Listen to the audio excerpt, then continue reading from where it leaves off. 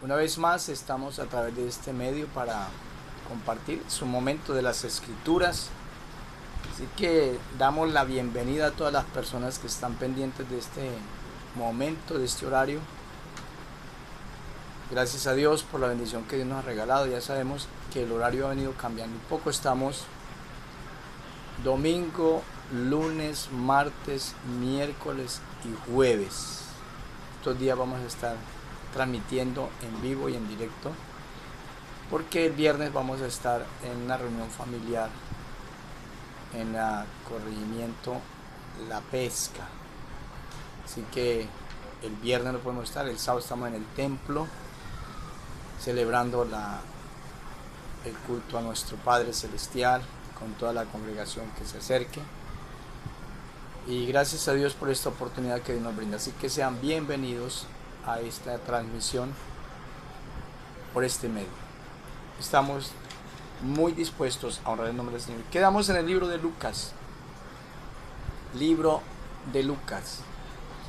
Mientras que se cumple el horario, voy a volver a leer este pasaje. Capítulo 4, verso 16. En el estudio pasado miramos Jesús en Nazaret, una parte de este texto lo estudiamos. Dice así, verso 16 del capítulo 4 del Evangelio según San Lucas: vino a Nazaret, donde se había criado, y en el día de reposo entró en la sinagoga conforme a su costumbre. O sea, Jesús tenía como costumbre de asistir a la sinagoga, o sea, al lugar de reunión donde se leía la palabra. Qué bueno que todos los cristianos aprendamos esta buena lección de Jesús, tomarlo como costumbre de ir al templo. Pero algunos toman la costumbre al contrario, que por allá dice la palabra de Dios en el libro de los Hebreos: no dejando de congregarnos como algunos tienen por costumbre. O sea, así como Cristo tenía la costumbre de asistir al templo, a la sinagoga, para oír las escrituras y leerlas, así también hay cristianos que tienen la costumbre de no asistir. Y aquí la palabra de Dios es bueno. Hoy nos estaba enseñando algo una hermana a través de la escritura, de que debemos de seguir las huellas de Jesús, sus pisadas. Y si Jesús tenía la costumbre de ir al templo, a la sinagoga, es bueno que nosotros también tomemos esa costumbre de ir a la iglesia, acostumbrarnos. Es un buen hábito, nos va a bendecir, conforme a su costumbre. Y se levantó a leer, y se le dio el libro del profeta Isaías, y habiendo abierto el libro, halló en el lugar donde estaba escrito: el Espíritu del Señor está sobre mí, por cuanto me ha ungido para dar buenas nuevas a los pobres, me ha enviado a sanar a los quebrantados de corazón, a pregonar libertad a los cautivos y vista a los ciegos, a poner en libertad a los oprimidos, a predicar el año agradable del Señor. Y enrollando el libro lo dio al ministro y se sentó, y los ojos de todos en la sinagoga estaban fijos en él. Y comenzó a decirles: hoy se ha cumplido esta escritura delante de vosotros. Y todos daban buen testimonio de él, y estaban maravillados de las palabras de gracia que salían de su boca, y decían: ¿no es este el hijo de José? Me encanta esa parte también donde dice que todos daban buen testimonio de Jesús. Todos. Ojalá todos los que nos rodean, todos los que nos conocen, todos con todas las personas con quien interactuamos en nuestro diario vivir, ojalá ellos también den buen testimonio de nosotros, que no tengan nada que decir, que no tengan nada que difamar, que seamos buenos hijos de Dios, buenos cristianos, así como Cristo dio ejemplo de ser el Hijo de Dios. También nosotros demos ejemplo y demos testimonio. Y no importa que la gente conozca nuestro pasado. A Jesús lo conocían en Nazaret. A Jesús lo distinguía desde niño. Vieron su crianza, vieron cómo él se crecía, cómo se levantó en la adolescencia. Vieron cómo él vivió la vida en medio de todas las amistades donde se crió. Entonces, no es el lugar donde estemos que implica para nosotros vivir la vida cristiana, es nuestra disposición del corazón. Dice que Jesús de él daban buen testimonio. Él les dijo: sin duda me diréis este refrán: médico, cúrate a ti mismo. De tantas cosas que hemos oído que se han hecho en Capernaum, haz también aquí en tu tierra. O sea, antes de que le hablaran, Jesús les advirtió algo. En otras palabras, les atajó en el camino los pensamientos y las palabras que ellos tenían. Porque habían escuchado la fama de Jesús, como Jesús había hecho cosas grandes, maravillosas en Capernaum, como Jesús había ministrado. Y él le dijo: malo, malo, me van a decir ese refrán: médico, cúrate a ti mismo. Ahora que estás en tu tierra, ahora que estás en tu pueblo, ahora que estás aquí en medio donde se criaron todos contigo, empieza a mostrar su poder también. Y Jesús añadió: de cierto os digo que ningún profeta es acepto en su propia tierra. O sea, hay algo tremendo. Las personas que nos conocen, nuestro pasado, nuestra niñez, nuestro levantar, nuestro acostar, le va a ser difícil conocer y entender la gloria de Dios que reposa sobre nosotros. Y basado en esto se inquista una incredulidad en el corazón de las personas que impide que el poder de Dios se manifieste. Porque todo lo que Dios hace en medio nuestro tiene que llevar un tinte de fe.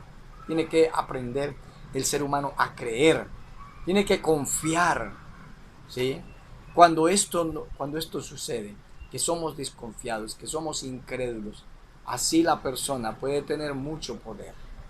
Pero si no creemos, no vamos a ver la gloria de Dios. Jesús le dijo una vez a Marta y a María: no te he dicho que si creyeres, verás la gloria de Dios. También dijo la palabra del Señor en otra ocasión: todo lo que pidieres al Padre, creyendo, lo recibiréis. Las cosas que queremos que Dios haga en nuestras vidas deben de llevar un tinte de fe. Debemos de llevar una porción de fe. Tienes que aprender a creer en el Señor, a tener fe en el Creador. Cuando esto sucede, las cosas suceden. Dios empieza a orar. Entonces, y en verdad os digo, dice Jesús, que muchas viudas habían en Israel en los días de Elías, cuando el cielo fue cerrado por 3 años y 6 meses, y hubo una gran hambre en toda la tierra. Pero a ninguna de ellas fue enviado Elías, sino a una mujer viuda en Sarepta de Sidón. Y muchos leprosos habían en Israel en tiempo del profeta Eliseo, pero ninguno de ellos fue limpiado, sino Naamán el sirio. Al oír estas cosas, todos en la sinagoga se llenaron de ira. O sea, pensaron, llegaron a creer, esto posiblemente nos está diciendo que el beneficio de Dios no es para todos, es para algunos. Jesús estaba diciendo: muchas viudas habían, pero solo a una viuda fue enviado el profeta. Muchos leprosos habían, pero solo un leproso fue limpiado en aquella ocasión. ¿Saben por qué? Porque depende de su fe. Depende de su fe, de su confianza que tiene en Dios. Así Dios obrará. Pero si eres una persona incrédula, si eres una persona apática a las cosas de Dios, no podrás recibir la bendición de Dios. Pero si crees, escúcheme esto, si crees, hoy podrás ser bendecido. Si estás enfermo, vas a ser sano. Si estás en problemas, en dificultades, vas a sentir la gloria de Dios. Si estás en dificultades, vas a sentir la presencia del Espíritu Santo, sanándolo, liberándolo, haciendo obras maravillosas, haciendo obras poderosas. Por eso es necesario tener fe, creerle. Y no importa en quién esté reposando la unción. No interesa si es conocido o es desconocido. No importa si se levantó en medio nuestro, si pasó su niñez con nosotros. Lo importante es que la unción esté sobre esa persona. Si el Santo de Israel está con él, habrá bendición para nuestra vida. Así que llegó el momento oportuno de aprender, de vivir para nuestro Dios. Y dice, y muchos leprosos habían en Israel en tiempo del profeta Eliseo, pero ninguno de ellos fue limpiado, sino Naamán el sirio. Al oír estas cosas, todos en la sinagoga se llenaron de ira. Miren, ¿qué había en el corazón de estas personas? Orgullo, había ira, había soberbia, y un corazón soberbio no puede ser bendecido.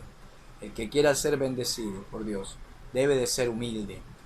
Si alguien recuerda la historia de Naamán, el sirio, cuando estaba leproso, que se sentía expulsado ya, que sabía que su amo lo iba a aislar muy pronto, pero este hombre escuchó a su sierva decir que había un profeta que podía orar por él y ser sano, se fue.